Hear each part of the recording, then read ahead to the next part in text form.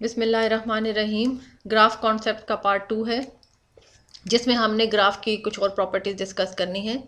This slide is about कि हमने ये फाइंड आउट करना है कि अनडायरेक्टेड ग्राफ में, और इससे जो नेक्स्ट स्लाइड होगी जिसमें बताया होगा डायरेक्टेड ग्राफ में मैक्सिमम नंबर ऑफ एजेस हम कितने शो कर सकते हैं। तो the number of possible pairs in N N vertex graph is N into N minus one. इसका क्या मतलब है कि जो मैक्सिमम एजेस हो सकते हैं, ये जनरल एक फॉर्मूला दिया हुआ है कि अगर एक एन वर्टेक्स ग्राफ है, मतलब टोटल नंबर ऑफ वर्टेसेस जिस ग्राफ में है, अगर हम उसको एन के साथ शो करें टोटल नंबर ऑफ वर्टेसेस को, तो N into N minus one total number of या मैक्सिमम एजेस जो हैं या पेयर जो है वो एग्जिस्ट कर सकते हैं उस ग्राफ में। तो हम पहले अनडायरेक्टेड ग्राफ में मैक्सिमम नंबर ऑफ एजेस देख लेते हैं। तो चूंकि अनडायरेक्टेड ग्राफ में जो एज यू वी होता है वो सेम होता है वी यू, दैट मीन कि अगर ए और बी के दरमियान एक लाइन है, एज है, तो this will be considered as from A to B as well as from B to A.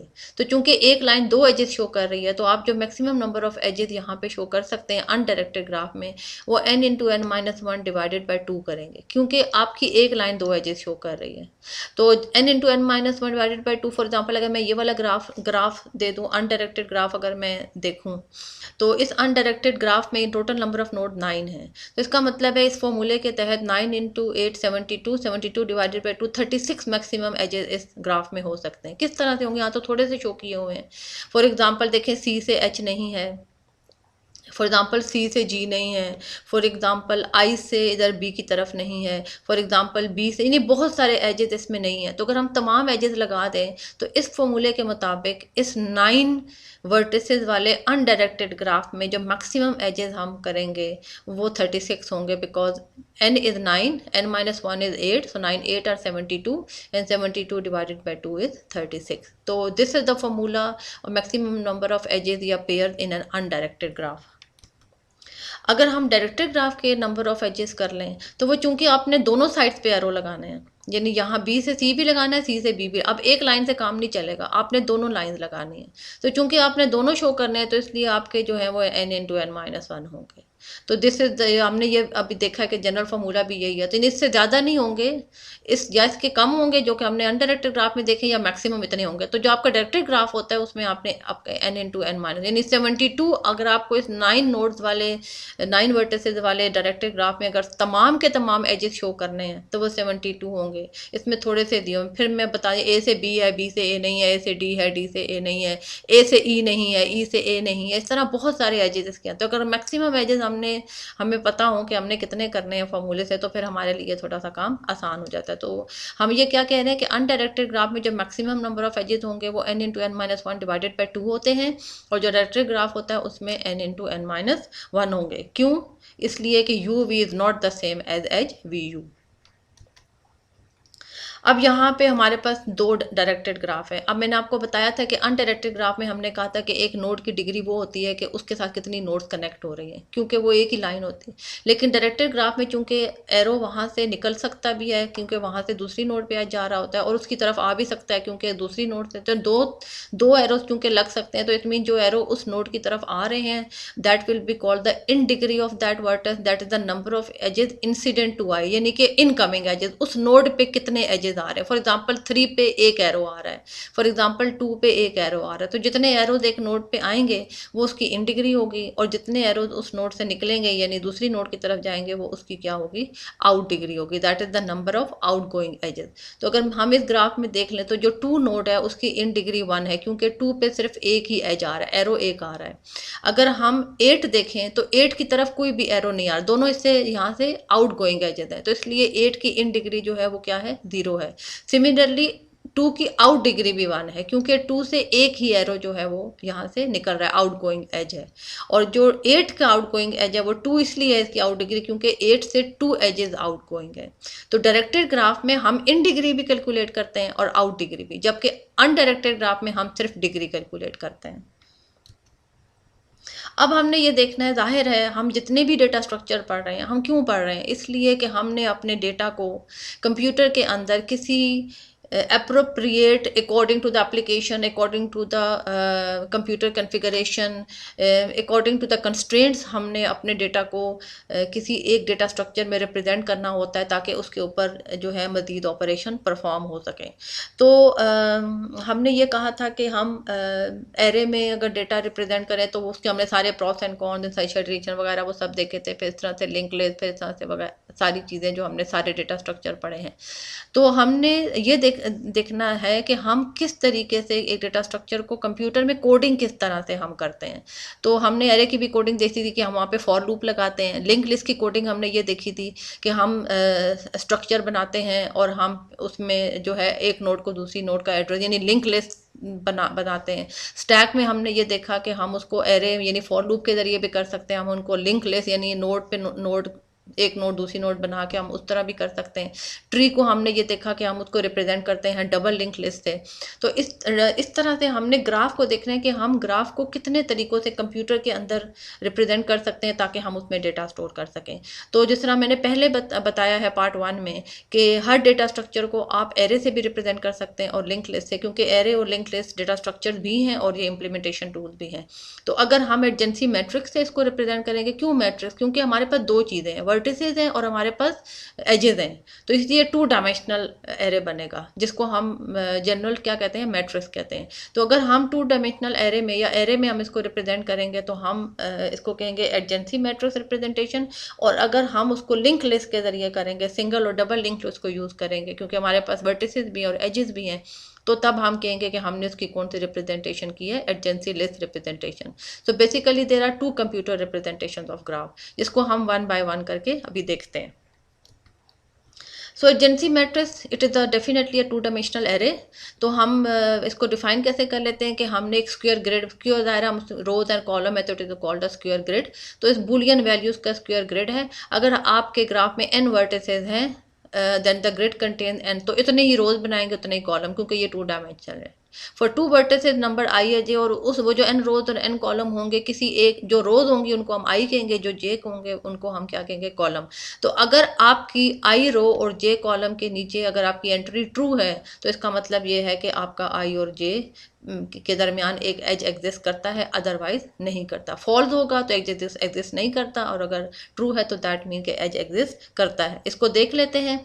For example ये एक ग्राफ है जिसमें ये 0, ये 2 1 3 4 यानी आपकी कितनी नोड्स हैं, 0 1 2 3 4 5 नोड्स हैं। तो 0 से 4 तक रोज भी होंगी, 0 से 4 तक आपके क्या होंगे, कॉलम्स होंगे। अब 0 से 0 कोई लेज नहीं, यानी अगर होता तो वो लूप जो हमने कहा था कि जिस वर्टेक्स से शुरू अगर उसी पे आके फिनिश हो जाए तो वो लूप होता है। तो 0 से 0 पे कोई एज नहीं है, दैट वाई 0 रो और 0 कॉलम में आप फॉल्स लिखेंगे। 0 से 1 पे भी कोई एज नहीं लाए, कोई एज नहीं कर, और ये डायरेक्टेड ग्राफ है। 0 से 1 पे भी कोई एरो नहीं है, दैट इज ऑल्सो फॉल्स। लेकिन 0 से 2 ये थोड़ा सा साइड से हट गया, बट दैट इज 0 से 2 पे आपका एज है। तो अगर 0 से 2 पे एज है तो 0 रो और 2 कॉलम में आप क्या लिखेंगे, ट्रू लिखेंगे। सिमिलरली अगर मैं 4th रो और 3 कॉलम को देखूं, दैट मीन के 4th नोड से 3 नोड पे एज एग्जिस्ट कर रहा है। ये हम देख रहे हैं कि 4 से 3 पे आपका एरो लगा हुआ है। 3 से 4 नहीं है, मगर 4 से 3 है। तो 4 रो और 3rd कॉलम के नीचे हम क्या लिखेंगे, ट्रू। अब अगर हमने इसको मैट्रिक्स के फॉर्म में शो करना है तो हम जहां जहां फॉल्स है वहां 0 लिखेंगे, जहां जहां ट्रू है वहां क्या लिखेंगे, 1 लिखेंगे। तो ये इस तरीके से आपका एडजेंसी मैट्रिक्स जो है वो बन जाएगा। अब यहाँ पे अब हमने 0 एक और ग्राफ यहाँ पे शो कर दिया है और हमने इस ग्राफ के हिसाब से, तो आप ये देख लें कि हम ट्रू फॉल्स की बजाय 0 और 1 लिख रहे हैं, यानी ट्रू का हम 1 लिख। अब अगर हम 1 रो को देखें और 2 कॉलम को देखें, दैट मीन 1 नोड से 2 नोड पे एज है। तो ये अब आपका अनडायरेक्टेड ग्राफ है। 1 से 2 भी है, 2 से 1 भी है। ये देखें 2 से 2 रो और 1 कॉलम के नीचे भी 1 लिखा हुआ है, क्योंकि ये 2 एजेस कंसिडर होंगे। 1 से 2 भी 1 होगा, 2 से 1 भी 1, 2 से 1 के नीचे भी 1 लिखा हुआ है, 1 से 2 के नीचे भी 1 लिखा हुआ है। सिमिलरली अगर 2 और 4 है तो 2 और 4 के नीचे भी 1 होगा और 4 और 2 के नीचे भी 1 होगा, बिकॉज 1 लाइन शोज 2 एजेस। तो ये हमने अनडायरेक्टेड ग्राफ का एडजेंसी मैट्रिक्स कर ली। जो पिछला था वो हमारा कौन सा था, डायरेक्टेड ग्राफ का। और यहाँ हमने ट्रू फॉल लिखा था, हम यहाँ पे 0 1 भी ही लिखेंगे जब हम इसको कंप्यूटर में रिप्रेजेंट करेंगे। तो ये हमने अनडायरेक्टेड ग्राफ का भी एडजेंसी मैट्रिक्स देख लिया है और हमने डायरेक्टेड ग्राफ का भी देख लिया है। अगर मल्टीपल एजेस हों, जैसे ये देखें 1 से 2 तक जो है वो हमारे 3 जा रहे हैं, तो दैट मीन अगर आपकी ये 1 है, ये साथ नंबरिंग नहीं दी हुई है, तो ये 4 नोड है, दैट मीन ये 1 है रो है, ये 2 रो है, ये 3 रो है, ये 4 रो है, ये 1 कॉलम है, ये 2 कॉलम है, ये 3 कॉलम है, ये 4 कॉलम है। तो 1 से 2 के नीचे 3 इसलिए लिखा हुआ है कि 1 से 3 पे आपके 3 एजेस जा रहे हैं। ये डायरेक्टेड मल्टीग्राफ, ये डायरेक्टेड भी है और मल्टीग्राफ भी है। अच्छा, 1 से 4 पे सिर्फ एक ही एज है, इसलिए 1 रो और 4 कॉलम में आपका सिर्फ क्या लिखा हुआ है, 1 लिखा हुआ है। ठीक है, इसी तरीके से अगर आप देखें तो 2 और 3 के नीचे 2 लिखा हुआ है, यानी 2 से 3 पे ये 2 जा रहे हैं, ये 3 एक तो इधर से जा रहे हैं ना, इसलिए 2 से 3 पे आपके 2 एजेस जो हैं वो जा रहे हैं, तो इसलिए आपने 2 रो और 3rd कॉलम के नीचे क्या लिखा हुआ है, 2 लिखा हुआ है। अच्छा, अगर आप इस तरह से देखें कि ये 3rd रो है और ये 3rd कॉलम है, तो 3 और 3 के नीचे 2 इसलिए लिखा हुआ है कि एक जो है ये आ रहा है और एक जो है वो ये, यानी 3 से 3 पे 2 लूप्स बने हुए हैं, तो 2 एजेस बने हुए हैं। तो ये हमने मल्टीग्राफ, डायरेक्टेड मल्टीग्राफ का एजेंसी मैट्रिक्स भी हम बना सकते हैं। अब हम आते हैं कि हम इसको लिंक लिस्ट से कैसे रिप्रेजेंट करते हैं, जिसको हम एडजेंसी लिस्ट रिप्रेजेंटेशन कहते हैं। तो हमने क्या करना है कि जो आपकी वर्टिसेस होंगी उसको एक लिंक लिस्ट में रखेंगे और जो साथ उसके एजेस होंगे उसको हम सेकंड लिंक लिस्ट में रखेंगे। तो a graph of n node is represented by a 1 dimensional array of L of linked list where Li is the linked list containing all the nodes adjacent from node I, यानी एक node जितने के साथ as बना रही है उसके आप सारे रखेंगे। And the node in the list I are in no particular, और इसमें कोई ये नहीं है कि अगर आपका ए से बी पे भी जा रहा है, सी पे भी जा रहा है, डी पे भी जा रहा है, तो ज़रूरी नहीं है कि आप अल्फ़ाबेटिकली यानी पहले बी लिखें फिर सी, आप किसी भी तरह, बस आपने ये शो करना है कि इस नोड से इस नोड पे एजेस जो हैं वो जा रहे हैं। तो इसकी एग्जाम्पल हम किस तरह लेते हैं, फॉर एग्जाम्पल ये आपका डायरेक्टेड ग्राफ है, तो आपने एडजेंसी लिस्ट कैसे बनानी है, for each vertex v belong to v, यानी ये 4 वर्टेसेस हैं, तो जो भी एक वर्टेक्स है store a list of vertices, तो उसकी एडजेसेंट आपने लिंक लिस्ट में स्टोर करनी। तो आप कहते हैं कि मैंने जो लिंक लिस्ट बनानी है 1 नोड की, उसके साथ मैंने क्या शो करना है कि ये 2 और 3 पे एज जाता है, यानी 1 से जो है वो 2 पे भी जा रहा है और 1 से 3 पे भी, तो ये इसकी एक अलग लिंक लिस्ट बनेगी। जो लिंक लिस्ट ऑफ 2 है उसके साथ सिर्फ 3 लिखा जाएगा क्योंकि 2 के साथ सिर्फ 3 का बन रहा है। सिमिलरली 3 के साथ कुछ भी एडजेसेंट नहीं है तो वो एम्प्टी होगी, यानी उसको ही नोड, इसका जो नेक्स्ट पॉइंटर होगा वो नल होगा। तो वेरिएशन क्या है कि can also keep a list of edges coming, ये अभी हमने सिर्फ आउट गोइंग एजेस किए हैं, अगर हम कहें मैं 2 से 1 भी करना है तो हम डेफिनेटली वो भी कर सकते हैं। ठीक है, तो हम ये कहते हैं कि how much storage is required, थोड़ा सा हम मेमोरी के पॉइंट ऑफ व्यू से देख लेते हैं, क्योंकि the degree of vertex is equal to number of edges. हमने अनडायरेक्टेड ग्राफ में पढ़ा था कि जो आपका डिग्री ऑफ अ वर्टेक्स होता है वो ये होता है कि उसके साथ कितने एजेस जो है वो बने हुए हैं, और डायरेक्टेड ग्राफ में हमने क्या पढ़ा था कि उसकी एक इन डिग्री होती है और आउट डिग्री होती है।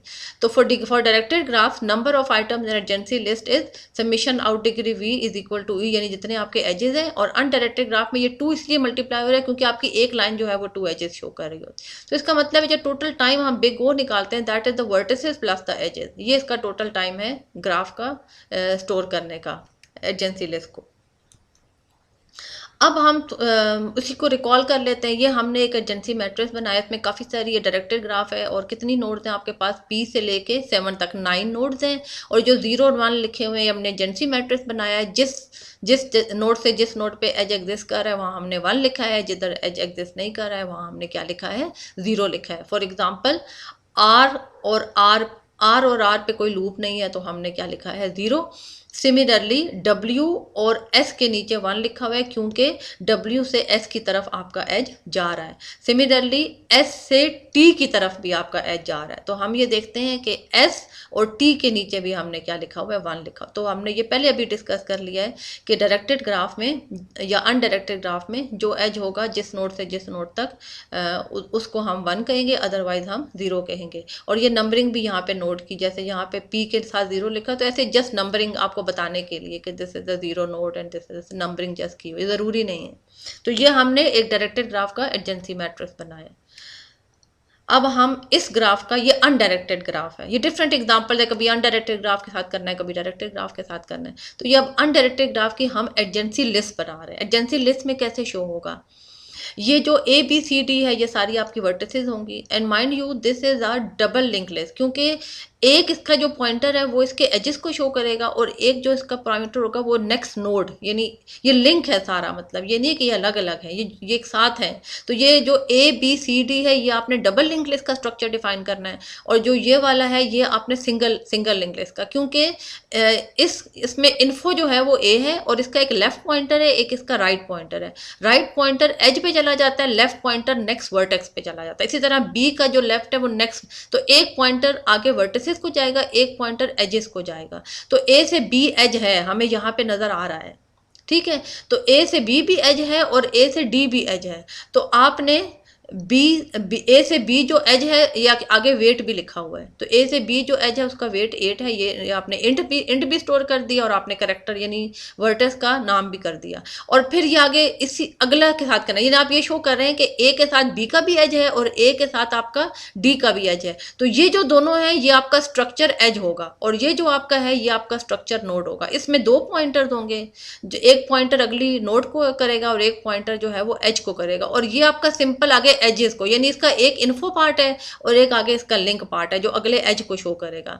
लेकिन ये जो है ये इसमें ये डबल लिंक लिस्ट का स्ट्रक्चर है। एक एंड राइट जो है वो एज को जाएगा और लेफ्ट जो है वो उसका नेक्स्ट वर्टेक्स को जाएगा। So double link list we are using single link list as well.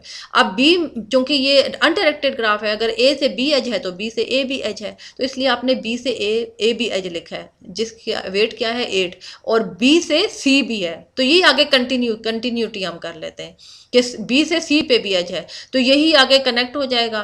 तो बी से सी जो एज है उसकी वैल्यू क्या है 9, और ये आगे जो डैश लागे दैट मीन्स नल, के यहाँ पे एजेस जो है वो खत्म हो गए। तो इस तरीके से हम डबल लिंक लिस्ट यूज करके और सिंगल लिंक लिस्ट यूज करके वर्टिसेस को आपस में कनेक्ट करके शो करेंगे और एजेस को। तो आपकी एडजेंसी लिस्ट जो है वो इस तरीके से रिप्रेजेंट होगी। So this is a weighted undirected graph, ये जो आपको यहाँ नजर आ, this is a weighted undirected graph and its adjacency list. Thank you. ये आपका पार्ट 2 ग्राफ कॉन्सेप्ट का फिनिश हो गया है। Thank you so much.